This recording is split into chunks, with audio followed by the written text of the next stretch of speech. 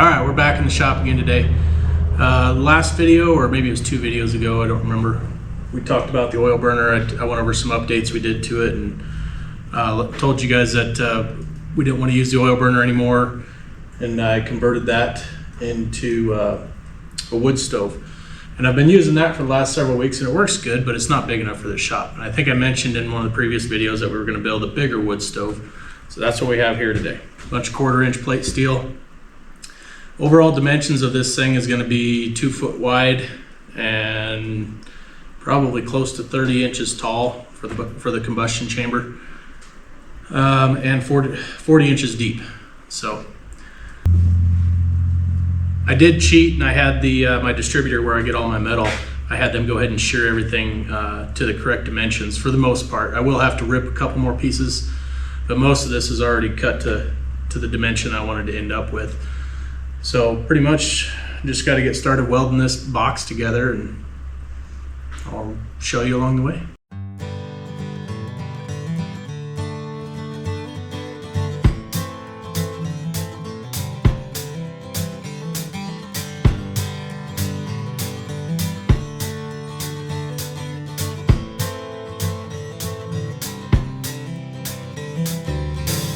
And I remember all those summers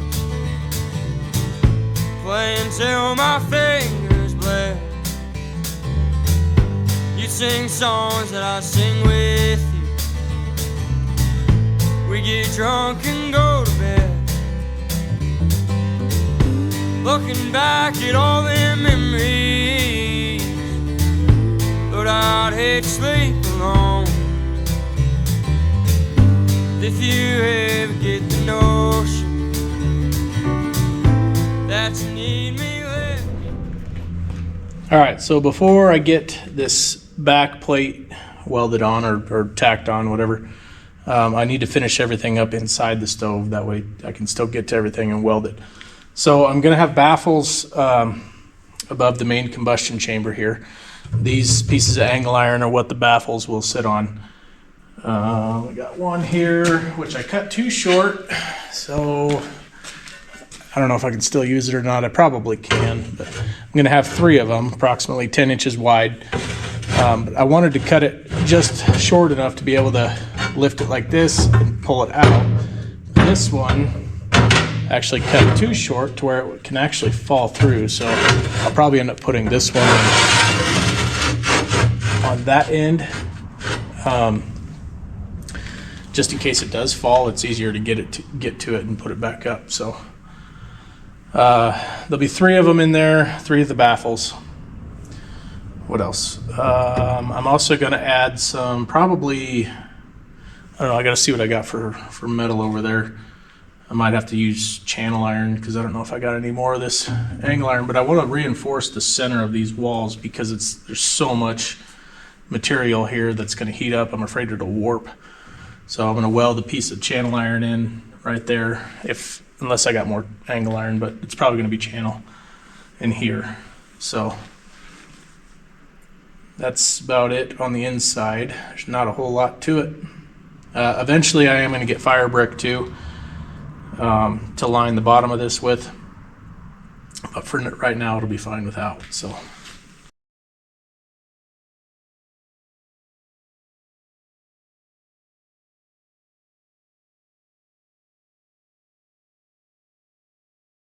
alright, so new day out here in the shop. I actually ran out of gas for the welder the other day. That was Saturday, it's Monday now. Got my bottle exchanged today, so I'm going to work on this for a couple hours this evening. I got everything done inside on my reinforcements on the inside of the walls here and on the other side, and I got my rails from a baffle that's done. What else? Where did we leave off?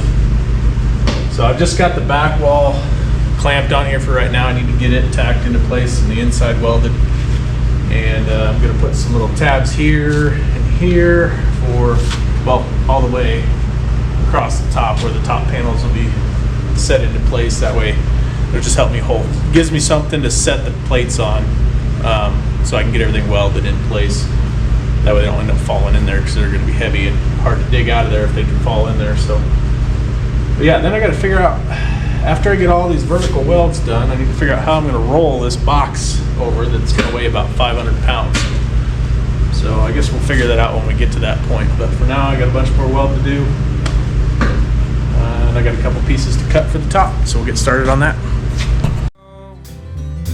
It's just 2 hours, get there, babe. I can make back about an hour or so. Hold you close against my skin. Feel a little warmth on a not so cold. Singing songs you sing. One about the lady in the long black veil. Should sing. So I don't know if that shows up on the camera, but that's got a little bit of a, so that's the first top panel I'm putting on, but it's got a little bit of a bow to it because of the distance I'm spanning. So I'm going to pull that back off and weld a piece of rebar to the back side of it, or not rebar, angle iron.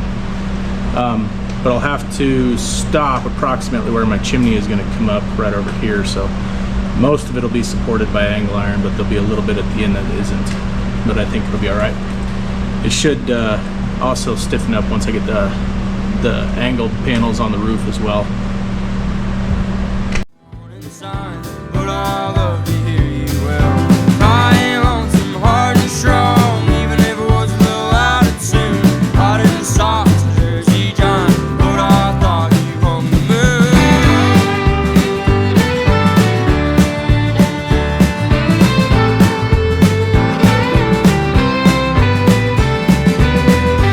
I remember all those weddings, drinking Woodford till we drown. We get away. All right, I got to get you guys caught up a little bit to where I'm at so far. Haven't filmed the last couple nights working on this thing after work. Got the entire box welded all together. All the seams are welded up. It was a pain to flip this thing. I had to roll it with pry bars and blocks of wood on this table to be able to get to all the seams. But I've got, I don't know, a couple hours of grinding to do on this thing. I also got the frame built for it, or cradle, whatever you want to call it. So the stove is going to sit in here on these cross members. This is exactly 1/16 of an inch wider than the stove itself is. So I'm hoping it'll just slide right in there.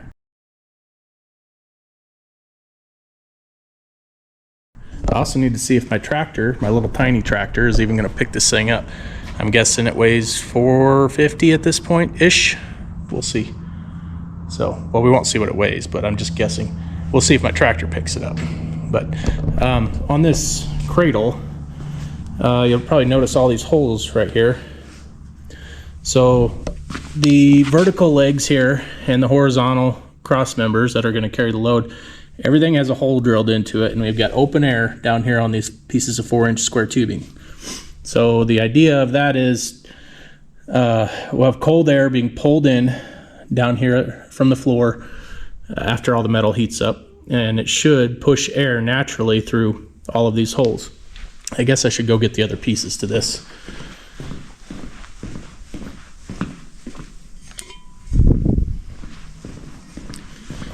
So I have 8 of these made so far. These will be sitting on there, stay, like that. And there'll be 4 on each side. These 2 middle ones I added after the fact because my buddy at work said, oh, that would look better if you did 8 instead of 4. Initially I only had 1 on each corner. So the 2 middle ones, they're smaller holes, you can probably tell because of the way that it is, but they are going to be more for looks.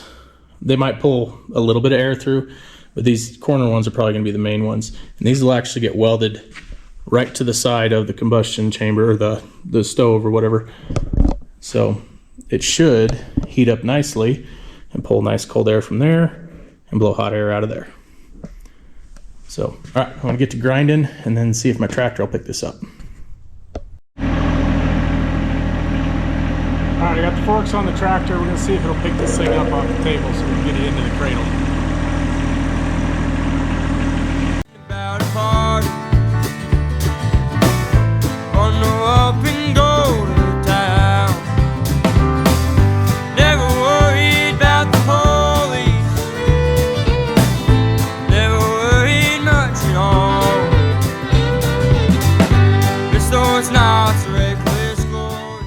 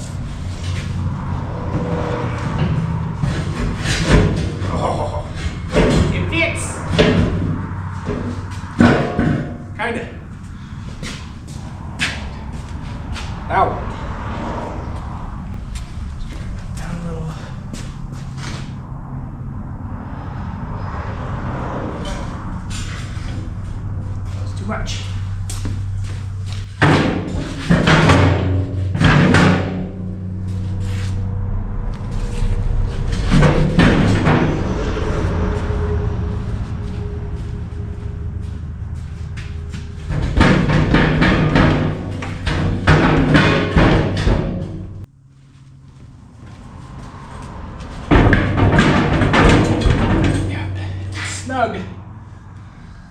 I need to tilt back with the forks.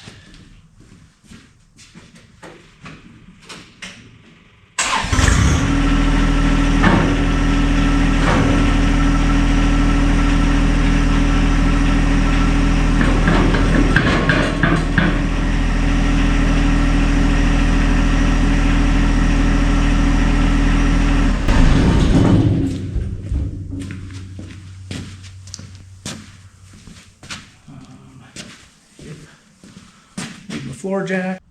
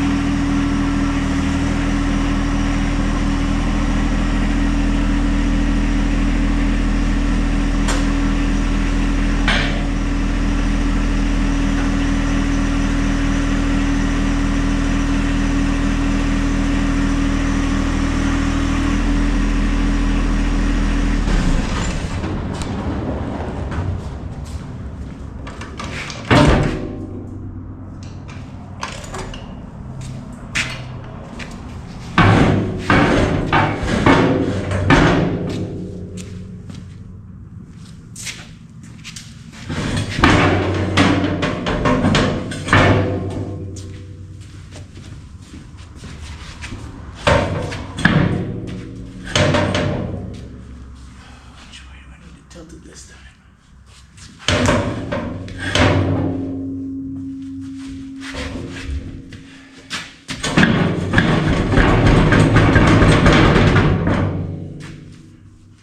Sit back again.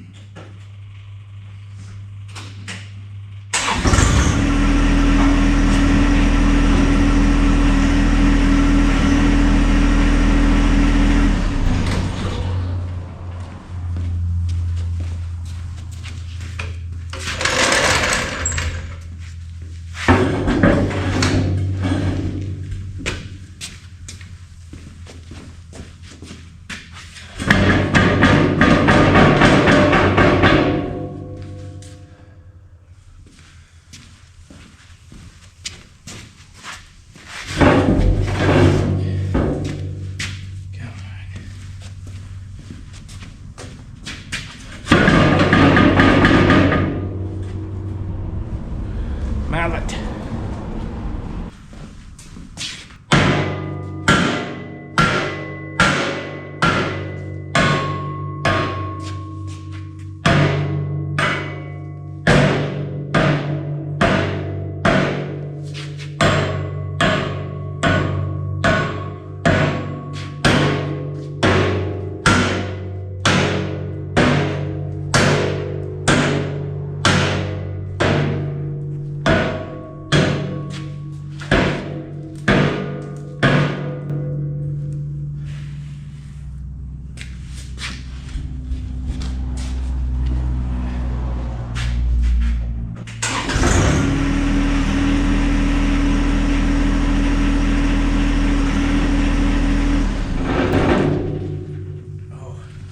Fork, aren't I? Yeah, you guys could have said something. Thanks a lot.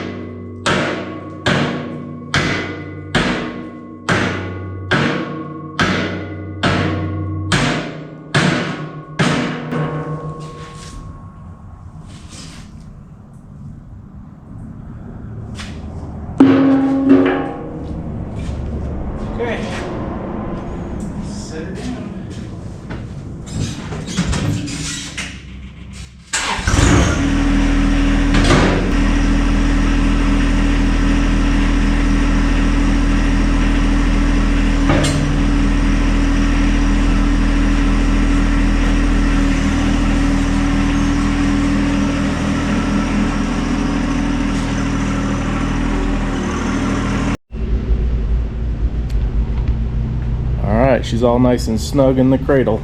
That worked pretty good. It wasn't too hard to get it in there. I think it turned out nice. Still got some more grinding to do on these top seams up here, and then I'll be ready to put all these pieces of square tubing on for our airflow. All of these. All right, new day out in the shop. It's been, I don't know, 5 days since I worked on this last. I may have jumped ahead 1 or 7 steps, but that's mainly because I knew this door was going to take me so long. I spent an entire day building this door, so I'm just going to spend a couple minutes talking about it. I didn't really want to have 30 minutes of time lapse just on the door itself. So so this is the original cutout from this end of the stove, and I used 1-inch square tubing for the perimeter, and I ripped it about a 1/4 inch off of that 1-inch square tubing. That gave me a nice channel all the way around, so I got my door seal in there already. I also took and ripped 1-inch strips of the 1/4 inch plate and put them all the way around the perimeter of the opening and left it sticking out about 1/4 to 3/8 of an inch. That way this lip will press into my door seal. On the inside of the door here, I've got a piece of 4-inch square tubing that I cut the one side open on. And I've got this piece inside of that floating, which is attached to that piece of 1.25" all thread. So this can move in and out. These are my air inlet holes, and this piece of 4-inch square tubing acts as a spark arrestor, so any embers hopefully won't go flying out of my air inlet holes. Just used a piece of 3/4 inch hollow pipe or round pipe, whatever, to bend and make the door handle, and 1/2 inch flat stock, 1/4 inch thick for my, I don't know what you want to call this, but that keeps it cool so you can grab the handle and open the door. That is on a wedge inside of there, so the harder I push down on this, the tighter it pulls the door in. This was a wheel seal driver for like wheel seals on a semi, Stemco tools, if anybody's familiar with those. This was the handle for the driver. So this the knurled part, I just cut part of it out of there, off the handle. It drilled all the way through and drilled a bunch of holes in this just to keep that cool. This does not turn as good as I would like. I might change this and do something different. My buddy Ted's a machinist. He might be able to make me a better handle because this does not spin in there very well. This is going to be really loud. I'll show you how this operates real quick.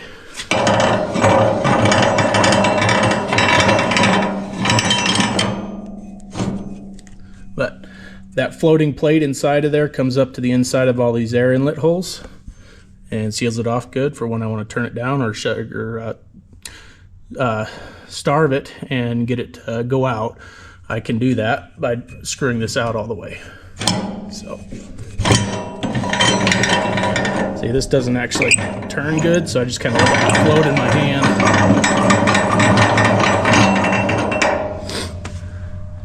So next we got to, I've already got the old stove, the old oil burner slash what I converted into a small wood stove. That's all removed.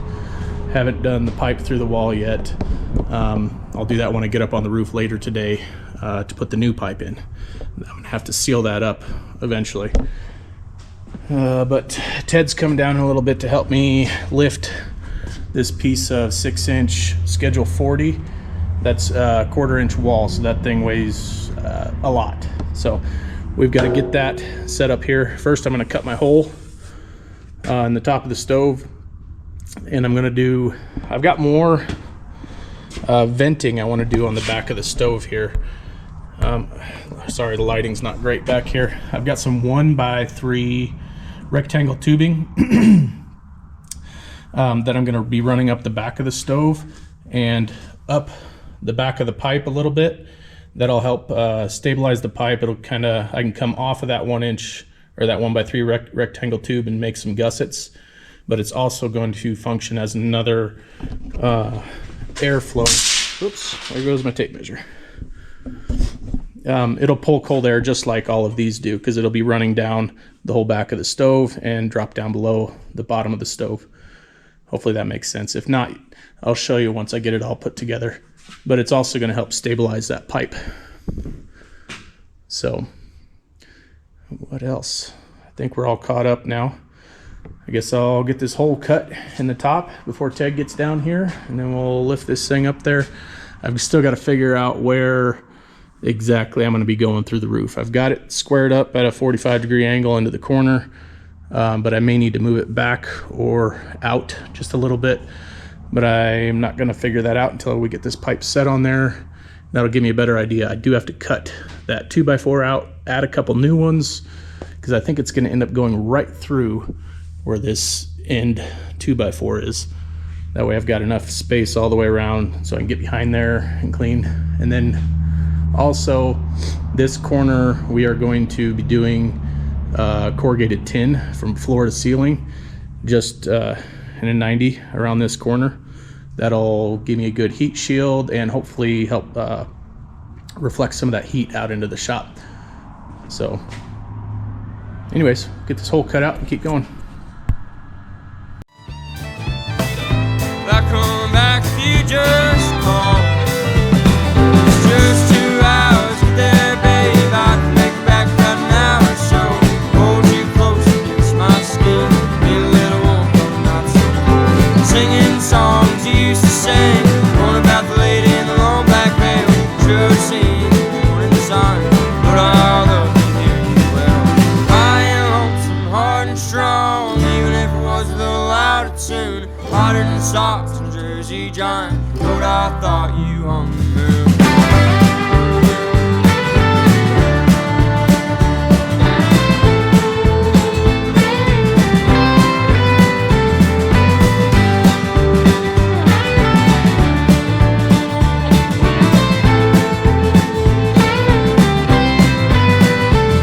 It's just 2 hours, get there, babe. I can make it back about an hour or so. Hold you close against my skin. Feel a little warmth on a not so cold. Singing songs you used to sing. The one about the lady in the long black veil. Should have seen the warning signs. Lord, I love to hear you well. High and lonesome, hard and strong, even if it was a little out of tune. Hotter than socks and Jersey Giant. Lord, I thought you hung the moon.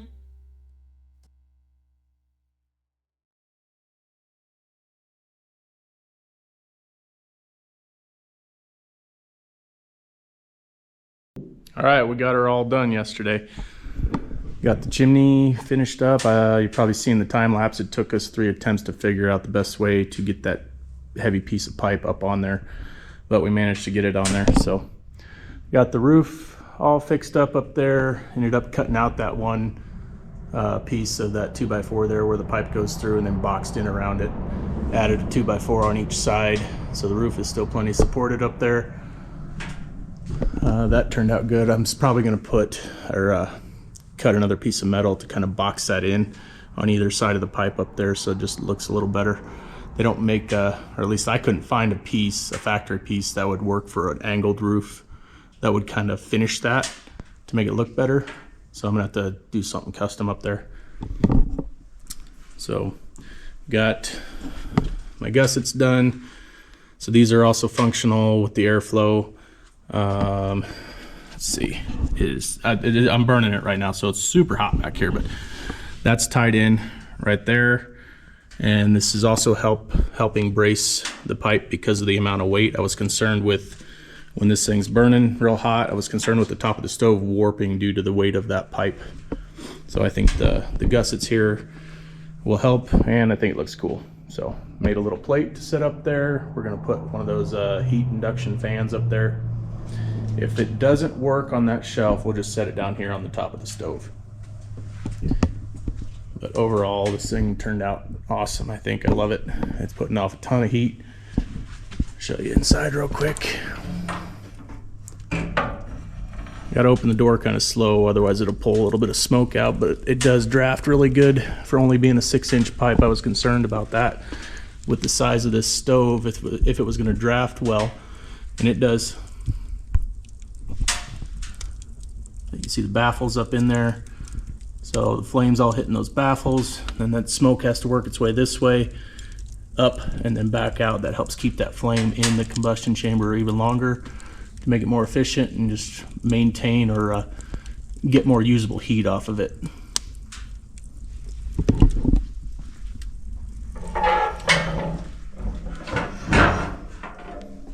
I don't know if you'll be able to hear this on the camera or not, but you can hear it pulling air in.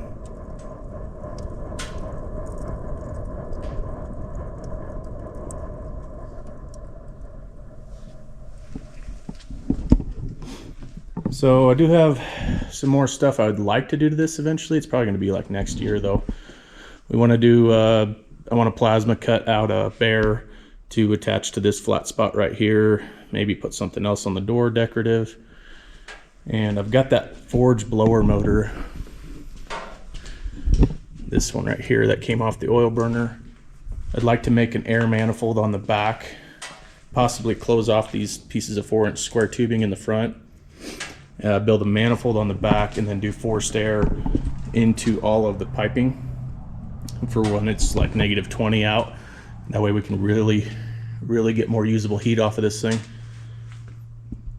But that'll be later in the year, not right now. So let me know what you think. If you got any questions, let me know in the comments. I'll answer them best I can. And make sure you like and subscribe. Thanks for watching.